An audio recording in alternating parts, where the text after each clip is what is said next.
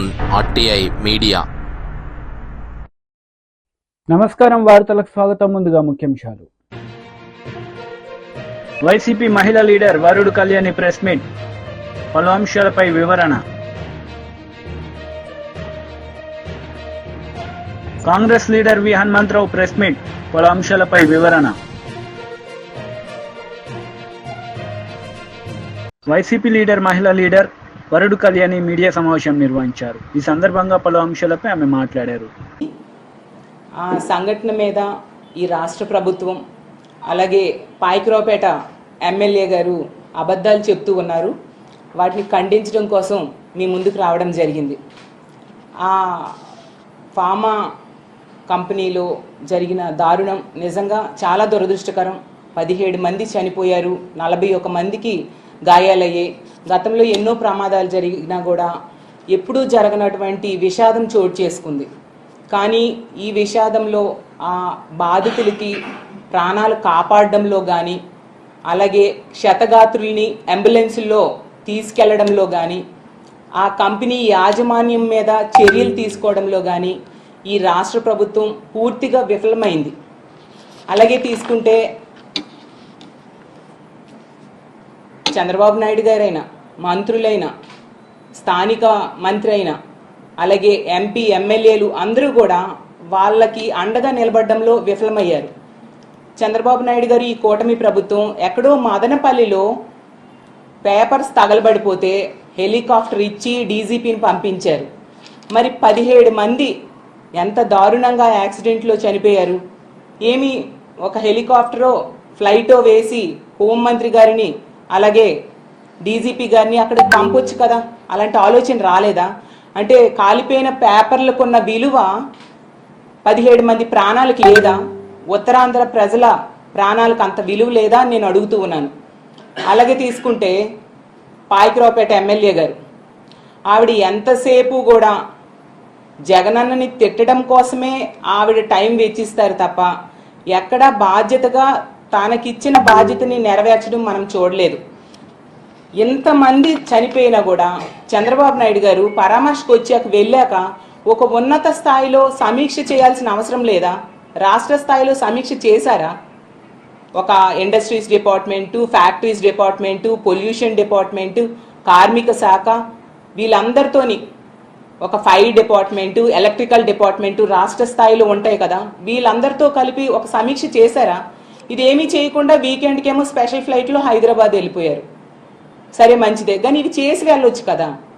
అంటే లెక్కలేనితనం, నెగ్లిజెన్సీ, ప్రజల ప్రాణాల మీద వాళ్ళకున్న నెగ్లిజెన్సీని తెలియజేస్తూ ఉంది. అలాగే తీసుకుంటే వీళ్ళేమో వాళ్ళు బాధ్యత నెరవేర్చడంలో ఘోరంగా విఫలమయ్యి మళ్ళీ తిరిగి గత ప్రభుత్వం మీద, మా జగనన్న మీద బురద జల్లడానికి ప్రయత్నిస్తూ ఉన్నారు. దాన్ని చూసి ప్రజలు అసహించుకుంటూ ఉన్నారు.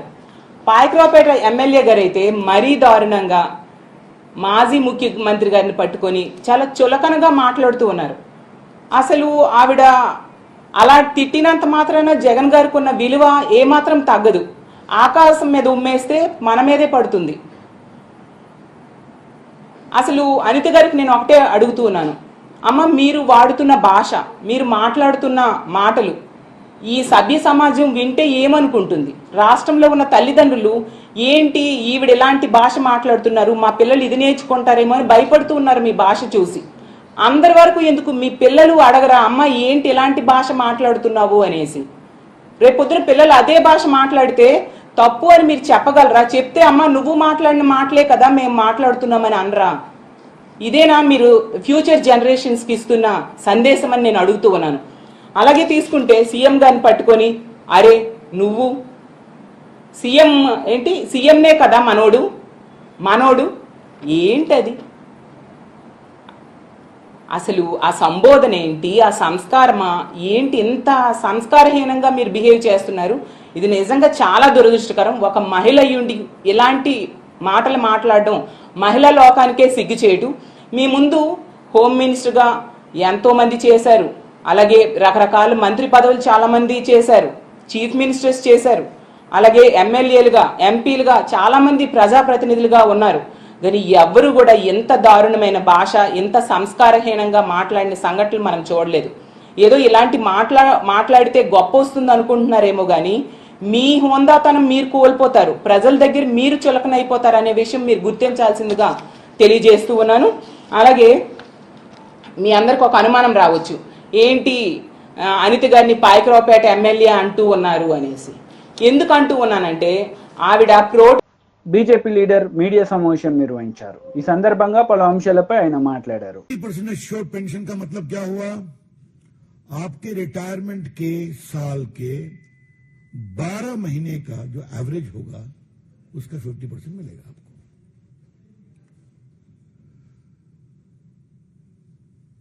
अगर आप 25 साल की सेवा पूरी किए तब इसका पूरा लाभ मिलेगा। अगर उससे कम की सेवा हुई तो जो प्रोपोर्शनेट होता है उसके अनुसार मिलेगा। अगर आपने 10 साल तक सेवा की तो आपको एश्योर्ड 10,000 रुपीज पेंशन मिलेगा। तो लास्ट पे ड्रॉन का 50%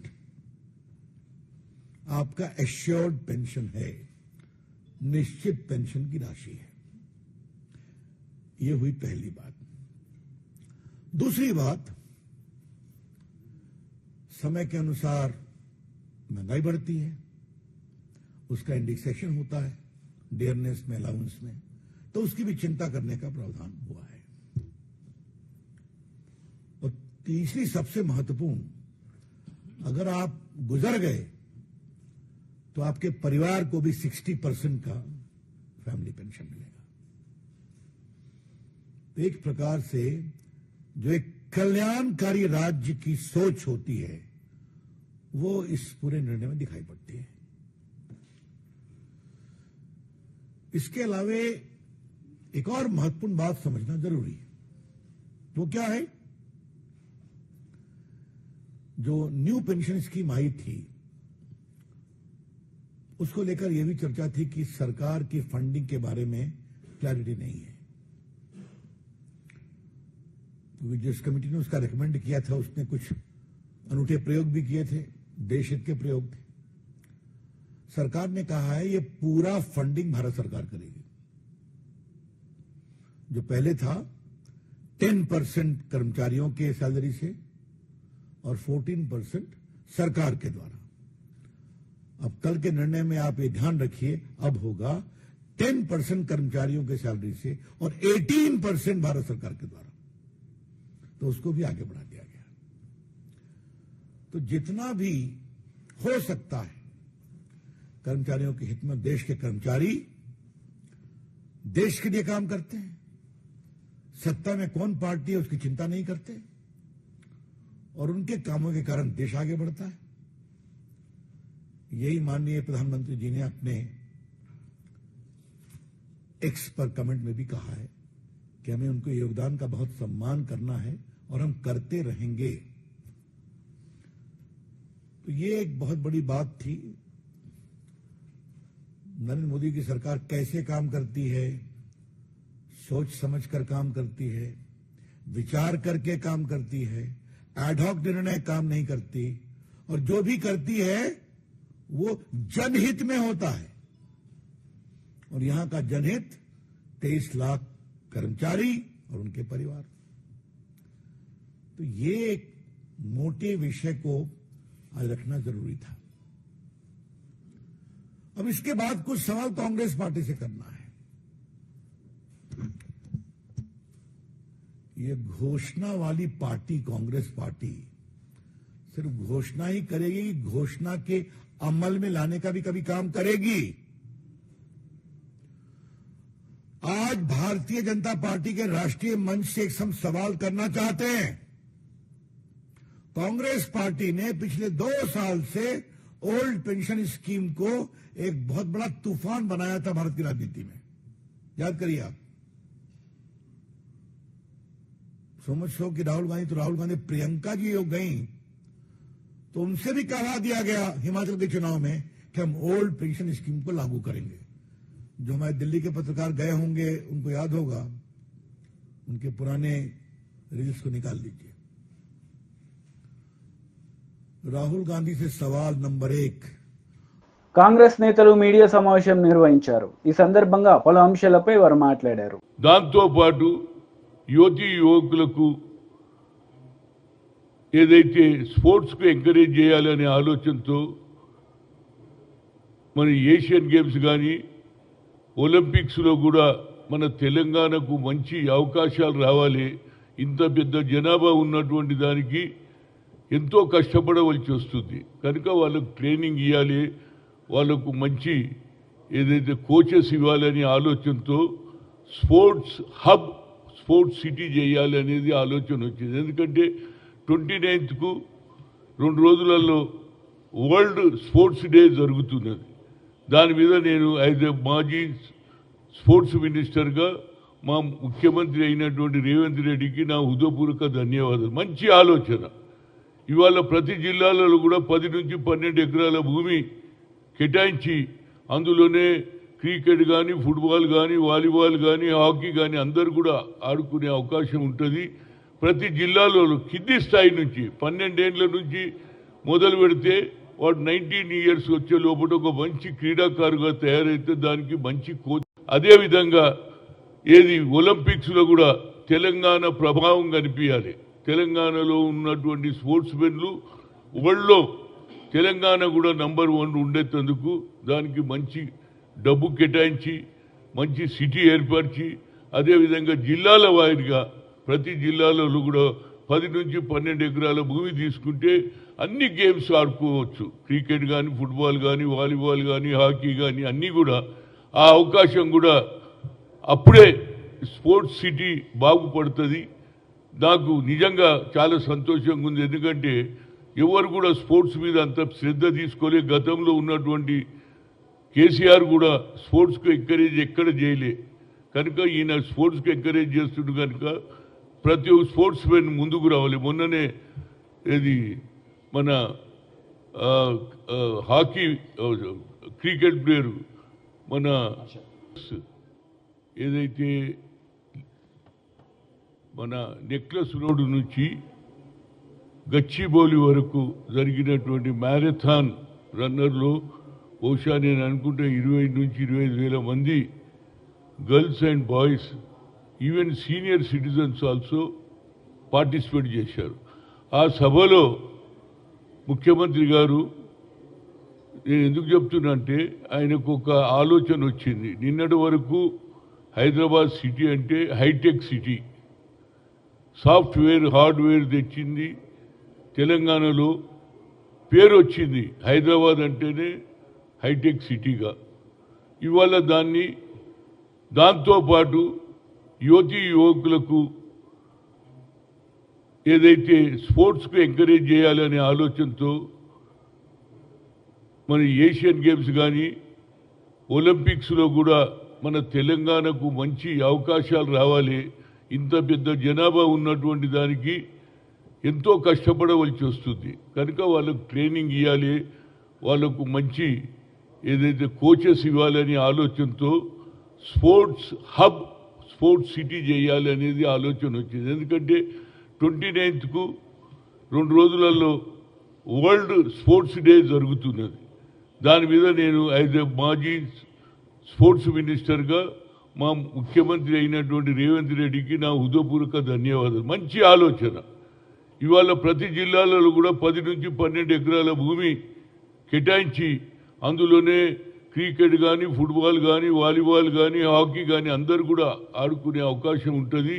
ప్రతి జిల్లాలో కింది స్థాయి నుంచి 12 ఏళ్ల నుంచి మొదలు పెడితే వాడు 19 ఇయర్స్ వచ్చే లోపల ఒక మంచి క్రీడాకారుగా తయారైతే దానికి మంచి కోచ్. అదేవిధంగా ఏది ఒలింపిక్స్లో కూడా తెలంగాణ ప్రభావం కనిపించాలి. తెలంగాణలో ఉన్నటువంటి స్పోర్ట్స్ మెన్లు వరల్డ్లో తెలంగాణ కూడా నంబర్ 1 ఉండేందుకు దానికి మంచి డబ్బు కేటాయించి మంచి సిటీ. మాజీ మంత్రి హరీష్ రావు మీడియా సమావేశం నిర్వహించారు. ఈ సందర్భంగా పలు అంశాలపై ఆయన మాట్లాడారు. The distance between the full tank level, counter and applicant land is measured. It is to certify that the applicant land is not affected in the full tank level and buffer zone of Nadem చెరువు. ఇంత స్పష్టంగా అందులో ఎఫ్టీఎల్లో కానీ బఫర్లో కానీ లేదని irrigation department కొలిచి survey చేసి అప్పుడు రిపోర్ట్ ఇచ్చింది. దాని తర్వాత మీరు joint survey irrigation and revenue department కలిసి జాయింట్ సర్వే చేసి వాళ్ళు కూడా రిపోర్ట్ ఇచ్చింది. ఇది దానికి సంబంధించిన పేపర్. ఈ జాయింట్ సర్వేలో కూడా చూస్తే it was observed that no part of land in survey number 813 part of is coming under FTL and buffer zone area of Nadam చెరువు గట్కేసర్ మేడ్చల్ డిస్ట్రిక్ట్. ఒక చిన్న ముక్క కూడా ఎఫ్టీఎల్లో కానీ బఫర్లో కానీ రావడం లేదని రెవెన్యూ మరియు ఇరిగేషన్ శాఖలు సంయుక్త సర్వే చేసిన తర్వాత ఇచ్చినటువంటి రిపోర్ట్ ఇది. ఆ తర్వాత జిల్లా కలెక్టర్ అప్పుడు ఎంవి రెడ్డి గారు ఉన్నారు. జిల్లా కలెక్టర్ గారు కూడా ఆయన జిల్లాకు సంబంధించినటువంటి మీటింగ్, హై లెవెల్ మీటింగ్ జిల్లాది పెట్టి వారు కూడా రిపోర్ట్ ఇచ్చిండ్రు. ఇది జిల్లా కలెక్టర్ గారు ఇచ్చినటువంటి రిపోర్ట్ ఇది. ఇందులో జిల్లా కలెక్టర్ గారు కూడా ఏం report ఇచ్చిండ్రంటే, in this regard, it is to inform that NOC is considered for survey number 813 by part at measuring 6 acres 20 guntas of Korremula village, Gatkesar Mandal. అంటే ఈ డిస్ట్రిక్ట్ లెవెల్ కమిటీలో కూడా అందరూ ఆఫీసర్లు కూర్చొని సర్వే చేసి ఇక్కడ ఎలాంటి ఎఫ్టీఎల్ కానీ బఫర్ భూమి లేదని ఆయన ఎన్ఓసి కూడా జిల్లా కలెక్టర్ గారు అప్పుడు ఇచ్చినటువంటి పేపర్ ఇది. ఆ తర్వాత హెచ్ఎండిఏ కాలేజీ కట్టేటప్పుడు హెచ్ఎండిఏకి వెళ్ళి హెచ్ఎండిఏలో కూడా పర్మిషన్ తీసుకున్నారు. ఆ పర్మిషన్లో కూడా సెల్లార్ ప్లస్ 6 అప్పర్ ఫ్లోర్స్కు స్పష్టంగా ఇది హెచ్ఎండిఏ పర్మిషన్. హెచ్ఎండిఏ పర్మిషన్తోనే కాలేజీ నిర్మాణం కూడా చేయడం జరిగింది. అంటే ఈరోజు ఇరిగేషన్ డిపార్ట్మెంట్ పర్మిషన్ ఉంది, రెవెన్యూ డిపార్ట్మెంట్ నాలా కన్వర్షన్ చేసింది, డిస్ట్రిక్ట్ హై లెవెల్ కమిటీ మీటింగ్లో జిల్లా కలెక్టర్ గారు ఎన్ఓసి ఇచ్చిండ్రు, హెచ్ఎండిఏ పర్మిషన్ ఉంది. ఇంత స్పష్టంగా ఉన్న తర్వాత ఇవాళ మీరు ఆయన మీద ఉద్దేశపూర్వకంగా ఈ కుట్రలు చేసి దాడి చేయాలని ప్రయత్నం చేయడం అనేటువంటిది ఇది కేవలం రాజకీయంగా జరుగుతున్న కుట్ర తప్ప ఇంకోటి లేదు. మేము అడుగుతున్నాం, మీరు రండి, జర్నలిస్టులు రండి, మొత్తం మీడియా సమక్షంలో రెవెన్యూ డిపార్ట్మెంటు ఇరిగేషన్ డిపార్ట్మెంట్ వచ్చి ఫిజికల్గా కొలవండి, అక్కడ మెజర్ చేయండి, ఈ రికార్డులన్నీ పరిశీలించండి. 1 ఇంచ్ ఉన్నా పల్లా రాజేశ్వరరెడ్డి గారు తానే కొట్టేయడానికి సిద్ధంగా ఉన్నాడు. ఆ రోజు చెరువు మత్తడి దుంకేటప్పుడు ఎఫ్టీఎల్ ఎక్కడ దాకుందో చూసి మత్తడి దుంకేటప్పుడు ఎఫ్టీఎల్ను గుర్తించి దాని నుంచి బఫర్ జోన్ కూడా కొలిచి ఆ రోజు ఎన్ఓసి ఇచ్చిండ్రు. ఇంత స్పష్టంగా ఆధారాలు ఉన్న తర్వాత ఇవాళ పల్లా గారి మీద ఈ రకంగా చేయడం అనేటువంటిది మంచిది కాదు. నేను అధికారులను కూడా కోరుతా ఉన్నా, ఇవాళ ప్రభుత్వాలు ఎవరు శాశ్వతం కాదు, మీరు అత్యుత్సాహంగా బుర్ర జల్లడం చేయకండి. నిజంగా ఉంటే చేయండి, మేమేమి హైడ్రాకు వ్యతిరేకం కాదు, అక్రమ కట్టడాలను ఖచ్చితంగా కొట్టాల్సిందే, దాన్ని మేమేం సమర్థించం, ఎక్కడ కూడా ఈ అక్రమాలను మేము సమర్థించం. కానీ టార్గెటెడ్గా పొలిటికల్గా రాజకీయ ప్రేరితమైనటువంటి దాంట్లో అధికారులు అత్యుత్సాహాన్ని ప్రదర్శించొద్దు. దయచేసి డాక్యుమెంట్స్ అన్ని పరిశీలించండి, న్యాయాన్ని గుర్తించండి, అన్నీ చేసిన తర్వాత నోటీస్ ఇచ్చి పద్ధతిలో చేయండి ఏదైనా చేస్తే. కానీ అధికారం ఉంది కదా అని, వాళ్ళు చెప్పింది కదా అని రాత్రికి రాత్రి చేసి బుల్డోజింగ్ పద్ధతిని చేయకూడదని చెప్పి మేము అధికారులకు కూడా ఈ సందర్భంగా చెప్తా ఉన్నాం. ఎందుకంటే రాజకీయంగా అంటే పల్లా రాజేశ్వరరెడ్డి గారు కొట్లాడతాం, బీఆర్ఎస్ పార్టీ మేము అందరం కొట్లాడతాం. కానీ రాజకీయంగా ఉన్నటువంటి కక్షను అటు విద్యా సంస్థల మీదనో ఆసుపత్రుల మీదనో మనం చేయడం సరియైంది కాదు. రాజకీయ కక్షలకు ఆసుపత్రులు విద్యా సంస్థలు కేంద్రం కాకూడదు అని చెప్పి నేను ఈ సందర్భంగా ప్రభుత్వానికి తెలియజేస్తా ఉన్నా. కాంగ్రెస్ నేతలు మీడియా సమావేశం నిర్వహించారు. ఈ సందర్భంగా పలు అంశాలపై వారు మాట్లాడారు. बलात्कारी और हत्यारा कहा जाएगा तो आक्रोश होगा।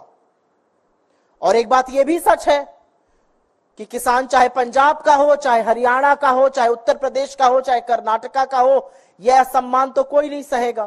तो आक्रोश बहुत हुआ और सवाल हुआ बीजेपी से कि क्या ये आपकी सांसद कह रही हैं या ये आपका आधिकारिक स्टैंड है? क्या आप भी आंदोलन करने वाले किसानों को, हक के लिए लड़ने वाले किसानों को हत्यारा और बलात्कारी बताते हैं? क्या ये आपकी सरकार का मत है? क्या ये आपका मत है? अपना स्टैंड क्लियर कीजिए। तो आज एक रेयर मूव में, क्योंकि हरियाणा का चुनाव भी पास में है, और आगामी हार तो ऐसी है कि चुनाव टालने की मांग हो रही है। पता है कि 240 पर लाकर देश के मजदूर और किसानों ने सबक सिखाया है, अभी हरियाणा बिस्तर बोरिया बंधवाने वाला है। तो एक स्टेटमेंट आया भारतीय जनता पार्टी की ओर से, जिसमें कहा गया कि किसान आंदोलन के परिप्रेक्ष्य में दिया गया बयान पार्टी का मत नहीं है, उनसे गहरी असहमति है इस बयान से, और नीतिगत विषयों पर बोलने के लिए ना वो अधिकृत है, ना उनको अनुमति है, और उनको निर्देशित किया गया है कि वो इस प्रकार के बयान भविष्य में ना दें। तो हमारे इस मंच से कुछ सवाल हैं। आपकी चुनी हुई सांसद है, चहेती सांसद है, बड़ी लोकप्रिय है आप लोगों के पार्टी में। अगर ये उनका मत नहीं है, अगर आपकी पार्टी का ये मत नहीं है, तो निकाल बाहर करिए ऐसे सांसद को। ये मैं हृदय से माफ करने वाली राजनीति अब नहीं चलेगी 2024 में। प्रज्ञा ठाकुर गोडसे की पुजारी को हृदय से माफ नहीं कर पा रहे थे, अब ये हमारा मत कह के पलड़ा झाड़ने हम नहीं देंगे। अगर ये आपका मत नहीं है तो इस देश के किसानों के खिलाफ जिसने इस तरह की बात की है उसको किसी कीमत पर संसद में बैठने का हक नहीं है। निकाल बाहर कीजिए अपनी पार्टी से, हाथ जोड़ के माफी मंगवाइए किसानों से, और अगर ये सब कुछ नहीं कर सकते तो आप खुद माफी मांगिए इस देश के किसानों से। ये तो बात किसानों के बारे में हो गई। उन्होंने एक अत्यंत विचलित करने वाली बात आगे भी कही थी जिसका मैंने उल्लेख किया है। उन्होंने कहा यहां पर बांग्लादेश जैसी स्थिति बना। వార్తలు ముగించే ముందు ముఖ్యాంశాలు మరోసారి. వైసీపీ మహిళా లీడర్ వరుడు కళ్యాణి ప్రెస్ మీట్, పలు అంశాలపై వివరణ. కాంగ్రెస్ లీడర్ వి హనుమంతరావు ప్రెస్ మీట్, పలు అంశాలపై వివరణ. ఈ వార్తలు ఇంతటితో సమాప్తం. తిరిగి ప్రసారమయ్యే వార్తల్లో మళ్ళీ కలుద్దాం. అంతవరకు సెలవు. నమస్తే.